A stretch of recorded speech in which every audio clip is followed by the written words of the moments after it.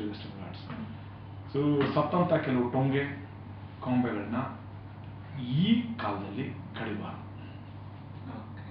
ಈಗಲಿಂದ ಶುರುವಾಗಿ ಫೆಬ್ರವರಿಯಿಂದ ಶುರುವಾಗಿ ಅಟ್ಲೀಸ್ಟ್ ಒಂದು 4-5 ತಿಂಗಳು ಕಡಿಬಾರದು. ತುಂಬ ಮರಕುಟಿಕೆಗಳು, ಬಾರ್ಬೆಡ್ಸ್ಗಳು ಕೆಲವೆಲ್ಲ ನೆಸ್ಟ್ ಮಾಡೋಂಥ ಟೈಮ್ಗಳಿವೆ. ಮತ್ತೆ ಕೆಲವು ಮಡ್ ವಾಲ್ಸ್, ಅಂದ್ರೆ ನೀವು ಎಲ್ಲಾದರೂ ಗದ್ದೆಗಳಿಗೆ ಮಣ್ಣನ್ನ ಕೆರಬಿಟ್ಟಿರ್ತಾರೆ, ಮಣ್ಣಿನ ಗೋಡೆಗಳಿರ್ತಾವಲ್ಲ, ಅದ್ರೊಳಗಡೆ ಕಿಂಗ್ ಫಿಶರ್ಸು ಮತ್ತೆ ನೊಣ ಹಿಡ್ಕ, ಬಿ ಈಟರ್ಸ್ ಅಂತೀವಿ, ಇವೆಲ್ಲ ನೆಸ್ಟ್ ಮಾಡ್ತಾರೆ. ಸೊ ಈ ಸಮಯ ಈ ಸತ್ತಂಥ ಮರದ ಟೊಂಗೆ ಮತ್ತೆ ಈ ಜಾಗಗಳು ಮಣ್ಣಿನ ವಾಲ್ ಏನಾದರೂ ರಂಧ್ರಗಳು ಕಂಡ್ರೆ ಅಲ್ಲಿ ಕೆಲಸ ಮಾಡಬಾರ್ದು. ಸ್ವಲ್ಪ ಇಫ್ ಪಾಸಿಬಲ್, ಎಲ್ಲರಿಗೂ ನಾವು ಹೇಳೋಕ್ಕಾಗಲ್ಲ, ಅಟ್ಲೀಸ್ಟ್ ಕೆಲವ್ರಿಗೆ ಮಾಡ್ಬೋದು ಅನ್ನೋದಾದ್ರೆ ವೈ ನಾಟ್.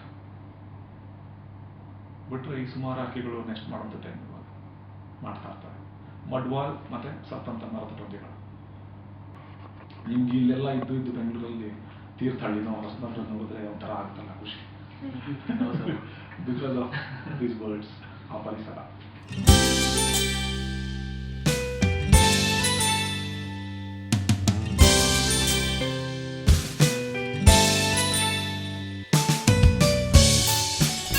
ನಾವು ತುಂಬಾ ಹಕ್ಕಿಗಳು ನೋಡ್ತಾ ಇದ್ವಿ. ನನ್ನ ಸರಕಿ ಗ್ರಾಮದಲ್ಲಿ, ನನ್ನ ಬಾಲ್ಯದಲ್ಲಿ ನೋಡಿರೋದು. ಮತ್ತೆ ಕನಕಪುರ ಮೇನ್ ರೋಡ್ನಲ್ಲಿ ನಾವು ಆಟ ಆಡ್ತಾ ಇದ್ವಿ. ಮಳೆಗಾಲದಲ್ಲಿ ಇವತ್ತು ಸುಮಾರು ಬಿಲ್ಡಿಂಗ್ಗಳಾಗಿದೆ. ಆ ಬಿಲ್ಡಿಂಗ್ಗಳು ಮೊದಲು ಕೆರೆ ಆಗಿತ್ತು, ಸಣ್ಣ ಕುಂಟೆ ಇತ್ತು, ಅಲ್ಲಿ ಸುಮಾರು ಪಕ್ಷಿಗಳು ಬರ್ತಾ ಇತ್ತು. ಇಲ್ಲಿ ನೀರು ತುಂಬಿದ್ರೆ ನಾವು ಮೇನ್ ರೋಡಲ್ಲಿ ಆಟ ಆಡ್ತಾ ಇದ್ವಿ. ಇವತ್ತಿನ ಪರಿಸ್ಥಿತಿ ನಮ್ಮ ರೋಡ್ನ ದಾಟಬೇಕು ಅಂದ್ರೆ 5-10 ನಿಮಿಷ ಬೇಕು. ಹೀಗಾಗಿ ನಾವು ಕಾಡಿನ ಪರಿಸರನ ಅದ್ರ ಮೇಲೆ ಅವಲಂಬಿತವಾಗಿರುವಂಥ ಪಕ್ಷಿಗಳನ್ನ, ಅವ್ರ ಮನೆಗಳನ್ನ ಕಿತ್ಕೊಬಿಟ್ವಿ. ಅವ್ರಿಗೇನಾದ್ರೂ ವಾಪಸ್ ಕೊಡಬೇಕು ಅಂತ ಯೋಚನೆ ಮಾಡೋದಾದ್ರೆ ಈ ಥರ ಏನಾದರೂ ಮಾಡ್ಬೋದು. ಹಳ್ಳಿ ಮತ್ತೆ ಕಾಡಿನ ಅಕ್ಕಪಕ್ಕ ಜಾಗಗಳಲ್ಲಿ ಒಂದು ಸಣ್ಣದಾಗಿ, ಚಿಕ್ಕದಾಗಿ, 1-2 ಇಂಚು ನೀರು ನಿಲ್ಲುವಂಥ ಆಳವಾಗಿ, 1 ಇಂಚಿಂದ 2 ಇಂಚು ನೀರು ನಿಲ್ಲುವಂಥ ಒಂದು ತೊಟ್ಟಿ ಕಟ್ಟಿ ನೀರು ಹಾಕ್ಬೋದು. ಇಫ್ ಪಾಸಿಬಲ್ ಯಾವುದಾದ್ರೂ ಹಣ್ಣಿನ ಮರಗಳನ್ನ ನೆಡುವಂಥದ್ದು, ಬಾಳೆ, ಹಲಸು, ನೇರಳೆ, ಆಲದ ಮರ. ನಿಮ್ಮ ಕಡೆ ತುಂಬಾ ಮರಗಳಿರ್ತವೆ, ಗಸಗಸೆ ಹಣ್ಣಿನ ಮರ. ಗಸಗಸೆ ಅಂದ್ರೆ ಇದು ಮತ್ತೆ ಫ್ಲವರ್ಸ್, ಬೂರ್ಗ, ಮುತ್ತುಗ, ಇದಲ್ಲದೆ ಸಿಕ್ಕಾಪಟ್ಟೆ ಹೂಗಳಿದೆ ನಮ್ಮ ದೇಶದ್ದು. ಆ ಹೂಗಳನ್ನೇ ತುಂಬಾ ಪಕ್ಷಿಗಳು ಅವಲಂಬಿತವಾಗಿರ್ತವೆ. ಸೊ ಈಗ ನಮ್ಮ ಸ್ನೇಹಿತರುಗಳು ಯಾರ ಕೇಳಿದ್ರು ನಾವು ಇಂದಿಂದ ಕೆಲವು ಹಣ್ಣುಗಳದ್ದು ಮರಗಳನ್ನ, ಗಿಡಗಳನ್ನ, ಮತ್ತೆ ಮಕರಂದ ಕೊಡುವಂಥ ಹೂ ಗಿಡಗಳನ್ನ, ಮರಗಳನ್ನ ಬೆಳೆಸೋದಕ್ಕೆ ಸಜೆಸ್ಟ್ ಮಾಡ್ತೀವಿ. ಇದರಿಂದ ತುಂಬಾ ಅನುಕೂಲ ಆಗ್ತದೆ ಪಕ್ಷಿಗಳಿಗೆ. ಮತ್ತೆ ಮುಂದೊಂದು ದಿವಸ ಒಳ್ಳೆ ಪಕ್ಷಿಗಳ ಸಂಖ್ಯೆ ಕಾಣ್ಬೋದು. ಪಕ್ಷಿಗಳ ಸಂಖ್ಯೆ ಯಾಕೆ ಉಳಿಬೇಕು ಅಂತಂದ್ರೆ ಪರಾಗಸ್ಪರ್ಶ ನಡೀತದೆ. ಪರಾಗಕ್ರಿಯೆ ನಡೆದ್ರೆ ತಾನಾಗೆ ಕಾಡು ಇನ್ನೂ ದೊಡ್ಡದಾಗಿ ಫಲವತ್ತಾಗಿ ಬೆಳಿಬೋದು. ಒಳ್ಳೆ ಮರಗಳು, ಗಿಡಗಳು ಅದೇ ಬೆಳೆಸ್ತವೆ, ನಾವೇನು ಮಾಡೋಂಗಿಲ್ಲ. ಯಾರೋ ಹೇಳ್ತಾ ಇದ್ರು ಸೇವ್ ನೇಚರ್ ಅಂತ. ಹೂದ ಎಲ್ಲರಿಗೂ ನೀನು ಯಾರದನ್ನು ಸೇವ್ ಮಾಡೋಕ್ಕೆ, ಅದೇನು ಅಬಲ ಅಲ್ಲ, ಬಿಟ್ಬಿಡು ಅದನ್ನ ಪಡೆದದನ್ನ ಆಗುತ್ತೆ. ಬಟ್ ನಾವು ಬಿಟ್ಟಿಲ್ಲ. ನಾವು ಅದನ್ನು ನಾಶ ಮಾಡ್ತಾ ಇದ್ವಿ ಪ್ರತಿ ದಿವಸ ಕಾಡನ್ನ ಕಡಿದು ವ್ಯವಸಾಯದ ಭೂಮಿ ಮಾಡ್ತಾ ಇದೀವಿ. ವ್ಯವಸಾಯದ ಭೂಮಿನ ಬಿಲ್ಡಿಂಗ್ ಕನ್ಸ್ಟ್ರಕ್ಷನ್ ಮಾಡ್ತಾ ಇದ್ದೀವಿ. ನಮ್ಮ ತರ ಯೋಚನೆ ಇರೋದು ನಮ್ಮ ಬಗ್ಗೆ ಅಷ್ಟೇ, ನಾನು ಚೆನ್ನಾಗಿರ್ಬೇಕು. ಸೊ ಹಿಂಗಾಗೋದ್ರಿಂದ ನಾವು ಚೆನ್ನಾಗಿ ಆಗ್ಬಿಟ್ವಿ. ಆಯಿತು, ನಾವು ಚೆನ್ನಾಗೂ ಇದ್ವಿ, ಇನ್ನಷ್ಟು ಚೆನ್ನಾಗಾಗ ಹಂಗೆ ಮಾಡ್ತಾ ಇದ್ದೀವಿ. ಭಗವಂತ ನಮ್ಗೇನು ಕಮ್ಮಿ ಮಾಡಿಲ್ಲ. ಪಕ್ಷಿ ಬಗ್ಗೆ ಯಾರು ಆಲೋಚನೆ ಮಾಡ್ತಾರೆ?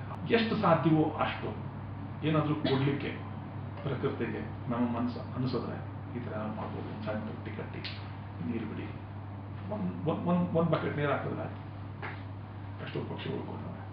ಕಳೆದ ಮೊನ್ನೆ ರೆಕಾರ್ಡ್ ಆಯ್ತಲ್ಲ, ಏನೋ 40 ಡಿಗ್ರೀಸ್ ಬೆಂಗಳೂರು ಅಂತ. ಎಷ್ಟು ಪಕ್ಷಿಗಳು ಸತ್ತು ಬೆಂಗಳೂರು ಔಟ್ಸ್ಕರ್ಟ್ಸ್ ಅಂತ ಯಾರಿಗೂ ಸಂಖ್ಯೆ ಗೊತ್ತಿಲ್ಲ. ಸಿಕ್ಕಾಪಟ್ಟೆ ಸತ್ತೋಗಿರ್ತಾರೆ. ಅಂದ್ರೆ ಬಿಸಿಲಿಗೆ ಸಾಯುದು ಅಂತಂದ್ರೆ ಪಕ್ಷಿ ಹೆಂಗ್ ಸಾಯುತ್ತೆ ಅಂತ. ನಿತ್ರಾಣ ಆಗ್ತದೆ. ನಿತ್ರಾಣ ಅಂತಂದ್ರೆ ಅದು ನಮ್ಮ ಮನುಷ್ಯರ ವಯಸ್ಸಾಗಿ ಹಿಂಗೆ ಕುತ್ಕೊಂಡು ಸತ್ತೋಗಲ್ಲ. ನಿತ್ರಾಣ ಆದಾಗ ಆಹಾರ ಹುಡುಕೋದಕ್ಕೆ ಹೋಗ್ಲೇಬೇಕು. ಹೋಗುವಾಗ ಅದರ ಹಾರಾಟ ವೇಗ ಕಮ್ಮಿ ಆಗ್ಬೋದು, ಅಥವಾ ಕುತ್ತಿ ಜಾಗದಲ್ಲಿ ರಿಫ್ಲೆಕ್ಸಸ್ ಕಮ್ಮಿ ಆಗ್ಬೋದು. ಯಾವ ಥರ ಗಿಡಗ ಬಂದು ಹೊಡಿಯೋದು ಅಂಥದ್ದೆಲ್ಲ. ಸೊ ಗೊತ್ತಾಗದೆ ಅದಕ್ಕೆ ಬಲಿಯಾಗ್ಬಿಡುತ್ತದೆ ಬೇಗ. ಅಥವಾ ನಾಯಿ, ಕಾಗೆ, ಕೈಟ್ಸ್. ನಿತ್ರಾಣ ಆದರೆ ಈ ಸ್ಕ್ಯಾವೆಂಜರ್ಸ್, ಇವು ಸ್ಕ್ಯಾವೆಂಜರ್ಸ್ ಅಂದರೆ ಕಾಗೆ, ಬ್ಲಾಕ್ ಕೈಟ್ ಮತ್ತು ಬ್ರಾಹ್ಮಿನಿ ಕೈಟ್. ಗರುಡ ಬಿಳಿ ತಲೆದು, ಒಂದು ಕಪ್ಪು ಗರುಡ ಹತ್ತ ಇರ್ತದೆ ಅದು, ಮತ್ತೆ ಕಾಗೆ, ಇವ್ರು ಕಾಯ್ತಾ ಇರ್ತಾರೆ, ಇವರು ಹೊರತೆ ಬರ್ತಾರೆ. ಸೊ ಪಕ್ಷಿ ಹಿಂಗೆ ಸಾಯೋದು. ಸುಮಾರು ಜನಕ್ಕೆ ಪ್ರಶ್ನೆ ಇದೆ, ಪಕ್ಷಿ ಬಹುಶಃ ಹಿಂಗೆ ಕುತ್ಕೊಂಡು ಅಲ್ಲೆಲ್ಲ ಸತ್ತೋಗಿರುತ್ತೆ, ಅದ್ರ ಮನೇಲಿ ಸತ್ತೋಗಿರುತ್ತೆ. ಪಕ್ಷಿಗೆ ನಿತ್ರಾಣ ಅಂತಂದ್ರೆ ನೀರು ಸಿಕ್ಲಿಲ್ಲ, ಊಟ ಸಿಕ್ಲಿಲ್ಲ ಅಂತಂದ್ರೆ ಅದ್ರ ರಿಫ್ಲೆಕ್ಸಸ್ ಕಡಿಮೆ ಆಗುತ್ತೆ, ಆಲೋಚನೆ ಮಾಡೋ ಶಕ್ತಿ ಕಡಿಮೆ ಆಗ್ತದೆ. ಸೊ ಬಲಿ ಆಗ್ಬಿಡುತ್ತೆ ಬೇರೆ ಪ್ರಾಣಿಗಳು ಯಾವುದಕ್ಕಾದ್ರೂ. ಹೀಗಾಗಿ ನಮ್ಮ ಒಂದೇ ಹೈಡ್ನಲ್ಲಿ ಬೆಂಗಳೂರು ಔಟ್ಸ್ಕರ್ಟ್ಸ್ ಅಲ್ಲಿರುವಂಥ ಮೇನ್ ನಮ್ಮದು leaf bird female, Jerdon's leaf bird female ಬರಲಿಲ್ಲ ಅಂತಂದರೆ ಸಾಯ್ತು ಅಂತ ಅರ್ಥ. ಅದು ಬರಲೇಬೇಕಾದಂಥ ಜಾಗ, ನಮ್ಮ ಜಾಗಕ್ಕೆ ಬಂದೇ ಬರ್ತಾ ಇತ್ತು ಅದೇ ದಿವಸ, ಅದು ಸಾಯ್ತು. Woodpecker, lesser golden back Woodpecker ಮೇಲ್, ಅದು ಸಾಯ್ತು. ಕಾಪರ್ ಸ್ಮಿತ್ ಬಾರ್ಬೆಟ್ ಗಂಡು, ದೊಡ್ಡ ಗಂಡು ಇತ್ತು, ಭಾಳ ಸೈಜು, ಅಷ್ಟು ದೊಡ್ಡ ಗಂಡೇ ನೋಡಿರಲಿಲ್ಲ, ನೀವು ಶೂಟ್ ಮಾಡಿದ್ದೀರಾ ಸರ್ ಅದನ್ನು, ಆ ಗಂಡು ಸಾಯ್ತು. ನಾವು ಒಂದು ಜಾಗದಲ್ಲಿ ಕೂತಿದ್ದಕ್ಕೆ ಇದ್ರ ಬಗ್ಗೆ ಒಂದು ಸಣ್ಣ ಲೆಕ್ಕ ಸಿಕ್ತು, ಒಂದು ಸಣ್ಣ ಓಕೆ ಇದು ಬಂದಿಲ್ಲ ಸತ್ತೋಯ್ತು, ಕಾರಣ ನಾವೇ ಮಾಡಿರೋದು. ಸೊ ಪಕ್ಷಿನ ಪರಿಸರವನ್ನು ಉಳಿಸ್ಬೇಕು.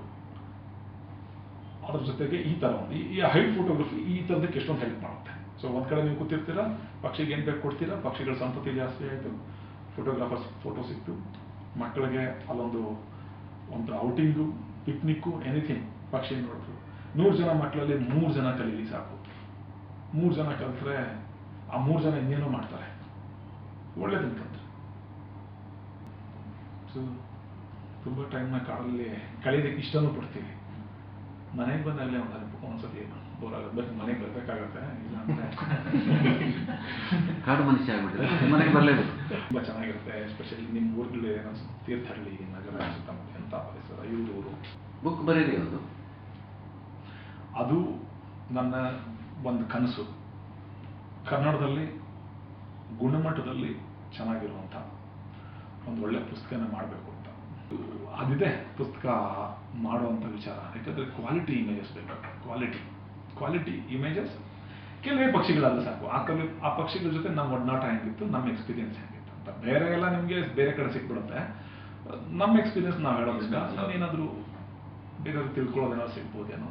ಏನೇ ವಿಚಾರ ಗೂಗಲ್ ಮಾಡೋ ಸಿಕ್ಬಿಡುತ್ತೆ. ರೆಡ್ ಬಿಸ್ಕಟ್ ಬುಲ್ಬುಲ್ ಅಂತ ಟೈಪ್ ಮಾಡಿ ಅದರದ್ದು ಇಷ್ಟು ಉದ್ದ ಇರುತ್ತೆ, ಅದಕ್ಕೆ ಇಷ್ಟು ದೊಡ್ಡದು, ಇಷ್ಟು ರೆಕ್ಕೆ ಇರುತ್ತೆ, ಇಷ್ಟು ಬಾಲ ಇರುತ್ತೆ, ಇದೆಲ್ಲ ಹೇಳುತ್ತೆ. ಆದರೆ ಅದ್ರ ಜೊತೆ ಒಂದು ಬಿಹೇವಿಯರ್, ಒಡನಾಟ ಇರ್ತಲ್ಲ, ಆ ಒಡನಾಟನ ಆ ಒಡನಾಡಿನೇ ಹೇಳಕ್ ಸಾಧ್ಯ.